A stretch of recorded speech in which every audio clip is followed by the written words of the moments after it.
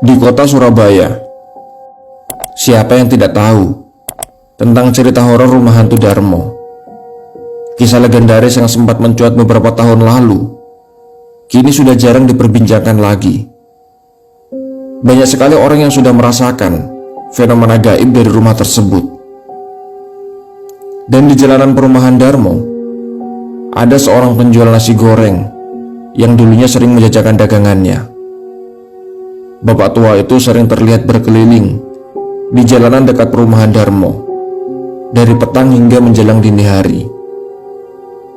Yang kuingat, ia sudah menjajakan dagangannya bahkan sejak aku masih kecil. Dan karena rumahku yang cukup dekat dengan daerah tersebut, aku mengenal betul beliau.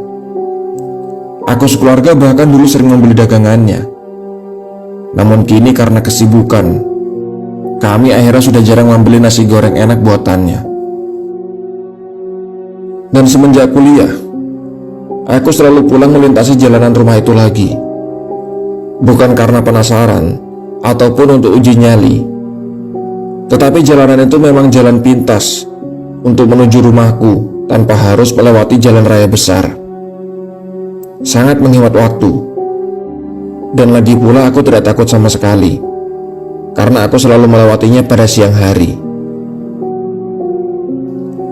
Kemudian setelah aku mulai menempuh pendidikan profesi dan akhirnya bekerja, aku sudah jarang melewati jalan itu lagi.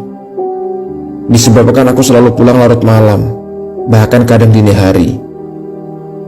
Tetapi malam itu, aku sangat capek dan segera ingin pulang. Aku pun memutuskan untuk kembali melewati perumahan itu lagi setelah sekian lama. Malam itu waktu menunjukkan pukul 11 malam. Akhirnya aku memutuskan untuk melintas setelah sempat ragu sebelumnya. Namun lampu jalan perumahan yang begitu redup serta kenyataan bahwa hanya aku saja yang melintas di sana membuatku sedikit menyesal. Tetapi aku sudah terlanjur melajukan motorku dan tidak ada pilihan lain selain terus menarik gasnya lebih kencang. Malam itu aku melaju begitu kencang hingga akhirnya aku pun memelankan kecepatan motorku. Di bahu kanan jalan, aku melihat bapak penjual nasi goreng itu. Ia terlihat sibuk tengah memotong-motong bahan makanannya. Aku ingat, terakhir kali aku memakan nasi goreng buatannya adalah sebelum rambut dikumis dan juga janggutnya memutih. Bapak itu sudah sangat tua. Tak terasa waktu berlalu begitu cepat. Meskipun demikian, gerobak coklatnya masih terlihat sama dari dulu. Dan tempat mangkalnya selalu di sini, tidak pernah berubah. Cahaya lampu teflon dari gerobaknya kemudian sedikit menghilangkan ketakutanku, dan akhirnya membuat jalanan gelap ini sedikit terang. Kemudian setelah mengamatinya sebentar, aku pun kembali melajukan motorku. Sebelum mencapai rumah hantu Darmo, ada sebuah perempatan jalan. Malam itu, tentu saja hanya aku yang melintas. Tetapi ketika mencapai perempatan jalan, aku pun kembali memelankan laju motorku. Aku mencoba menengok ke kanan dan ke kiri. Barangkali saja ada kendaraan lain yang melintas dari arah lain. Namun tidak ada satupun motor atau mobil yang melintas. Benar-benar hanya aku seorang diri.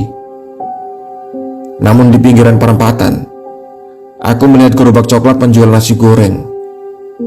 Cahaya lampu teflonnya membantuku menerangi jalan perempatan yang kala itu memang agak gelap. Aku lantas menoleh ke arah penjual nasi goreng itu sambil kemudian bergumam, banyak sekali penjual nasi goreng malam ini. Aku hanya sempat melihat janggut putih dari penjual nasi goreng itu, dan aku segera kembali memfokuskan pandanganku ke depan karena jalanan kembali gelap. Tetapi aku merasa seperti pernah melihat penjual nasi goreng itu. Rasanya tidak dapat dipercaya apa yang kulihat tadi. Ingin rasanya aku menoleh ke belakang untuk kembali memastikan. Namun aku tidak bisa, karena kini dari kejauhan aku sudah melihat bangunan 2 lantai rumah hantu Darmo. Sesegera mungkin aku menarik gasku lebih kencang. Aku harus melewati rumah itu secepat-cepatnya. Jangan sampai menoleh sedikit pun ke arah rumah itu. Menurutku, di antara semua kegelapan yang ada di sana, aura gelap dari rumah hantu itulah yang paling menyeramkan. Tetapi sepertinya aku salah. Ada hal lain yang lebih menyeramkan terjadi. Segera mungkin aku menginjak rem sekencang-kencangnya. Aku sempat hampir terjatuh. Namun akhirnya aku berhasil mempertahankan keseimbanganku. Di tengah ketakutan, aku pun langsung memutar balik. Karena saat itu aku melihat penjual nasi goreng dengan wajah yang begitu kukenal. Kumis dan jenggot yang memutih, serta gerobak coklat khasnya. Ia muncul dari dalam rumah hantu itu dan langsung menghadangku di tengah-tengah jalan. Segera mungkin aku tancap gas, berbalik arah, kemudian kembali menuju jalan raya sambil terus menahan ketakutan. Aku tidak habis pikir.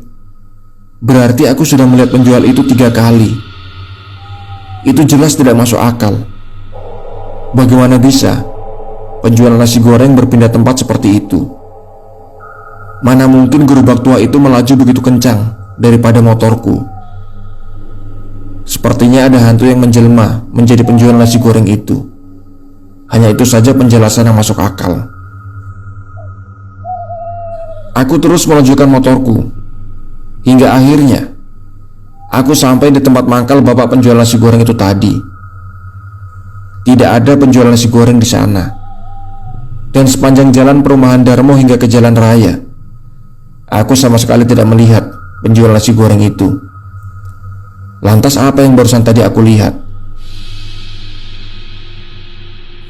Semenjak saat itu, aku tidak lagi berani melewati jalanan perumahan Darmo. Menurut pendapat seorang sahabat, hantu penjual nasi goreng itu bukanlah penunggu rumah hantu Darmo. Ia hanyalah hantu biasa di sekitaran perumahan yang muncul di sana. Menurutnya, hantu itu sengaja menampakkan diri padaku agar aku tidak melintas di depan rumah hantu Darmo. Mungkin saja sesuatu yang buruk akan terjadi bila malam itu aku tidak memutar balik. Menurut cerita-cerita lain yang beredar, ternyata tidak hanya aku saja yang mengalami hal seperti itu. Banyak orang yang juga pernah melihat hantu penjual nasi goreng tersebut. Dan kemudian akhirnya jalanan perumahan itu pun ditutup saat malam. Kemudian pihak perumahan memperkerjakan beberapa orang satpam untuk berjaga di malam hari. Itulah kisah yang ditulis oleh Faisal dalam akun Wattpad miliknya. Bagi kalian yang tinggal di Surabaya dan mungkin pernah mengunjungi tempat tersebut, silakan saja tuangkan pendapat kalian dalam kolom komentar di bawah. Sekian cerita yang bisa admin sajikan. Silakan like dan share jika kalian suka dengan konten seperti ini. Silakan juga berlangganan dengan cara subscribe serta aktifkan lonceng notifikasinya. Sampai jumpa kembali ya di video selanjutnya. Wassalamualaikum warahmatullahi wabarakatuh.